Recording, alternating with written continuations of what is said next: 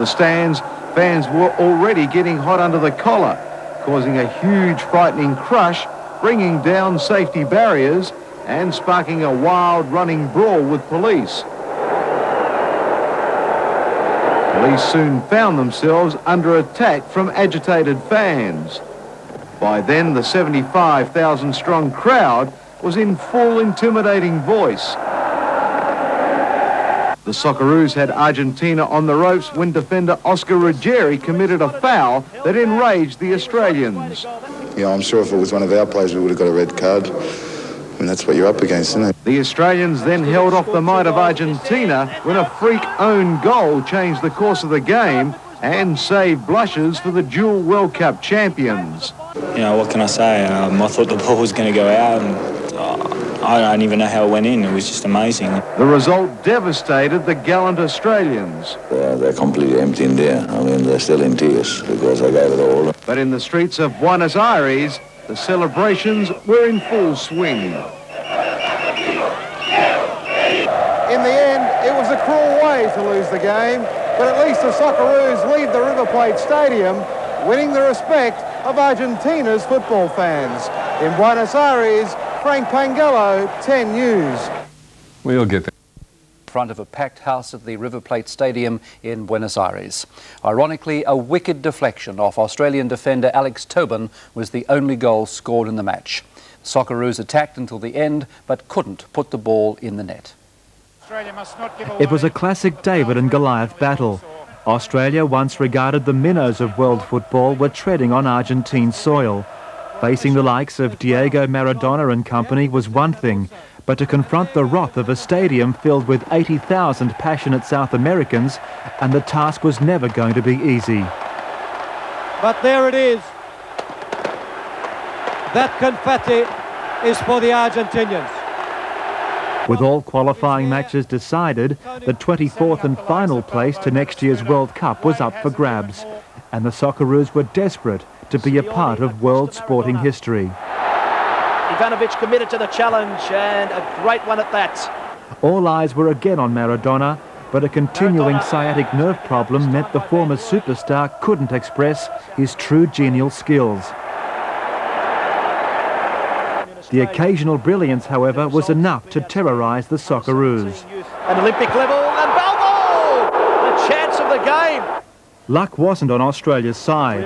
Graham Arnold was denied a clear passage here. Can Arnold go on with it? He was tripped, was he? No. Yes, the referee spotted it, held back, and he was on his way to goal. That really should be a booking. There was no shortage of Aussie commitment. None better than Mehmet Durakovic, who saved a certain goal. Mehmet Durakovic, the hero for the Socceroos. The Socceroos withstood a barrage of Argentine pressure. The header, the save of brilliance from Robbie Zabika. And passed the first test, leaving the South Americans scoreless at the interval. Rilio Vidmar headed it away. Maradona claims a handball, not given. And now the shot was wide. But 14 minutes into the second half came the decisive moment that broke Australian hearts. A cross from Gabriel Batistuta caught defender Alex Tobin. The ball spiralled into the net in the most acute angle. It took a deflection and it bounced in off that far post. But the Aussies wouldn't hear of defeat.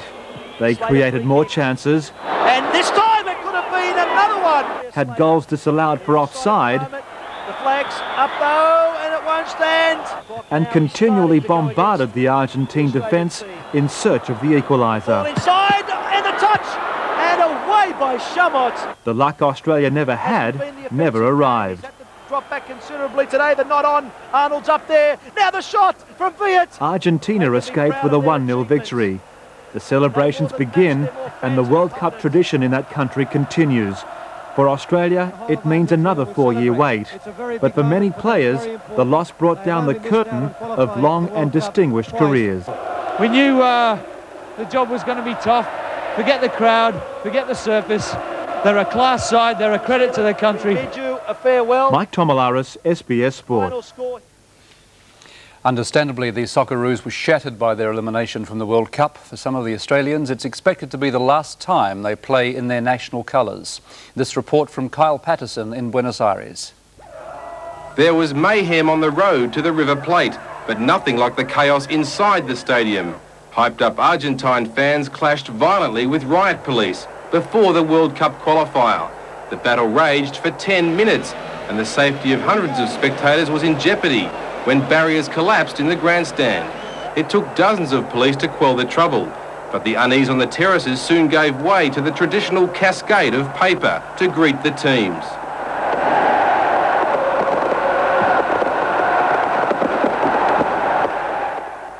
The capacity 75,000 crowd was in a frenzy. An incredible noise thundered around the River Plate.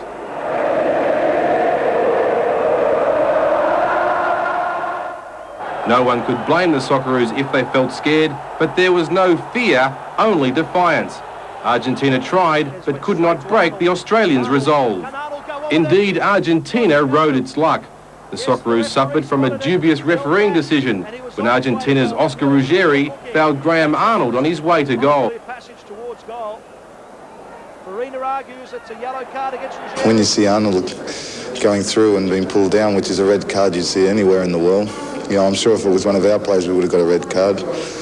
And that's what you're up against, isn't it? The Socceroos survived the first half in this cauldron of nationalistic fervour at the River Plate Stadium. But there was still more heroics needed when a cruel slice of luck gave Argentina the lead. Batistuzzi just tried to knock it through, and it's hit me on the shin or the knee or something like that, and spun up in the air, and I think everyone figured if it was going over the crossbar, but the swirly breeze in the stadium sort of brought it back in, and I think it landed on the line and spun back in. I'm not exactly sure how it ended up in, but it was quite a freak goal, really.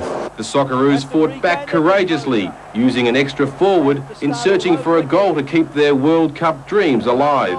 It wasn't to be, and the reality of defeat was a sickening blow. They're completely empty in there. I mean, they're still in tears because I gave it all, and like I said, I'm proud of them, Eddie's proud of them, Raul is proud of them, so you know, we have to wait for 4 years, but it's a tremendous thing for Australian soccer. You know, in the end, we didn't make the World Cup, and that's what it all counts, so no one's going to remember this day in a year's time. There was an instant fiesta in Buenos Aires to celebrate qualification for the US '94 finals.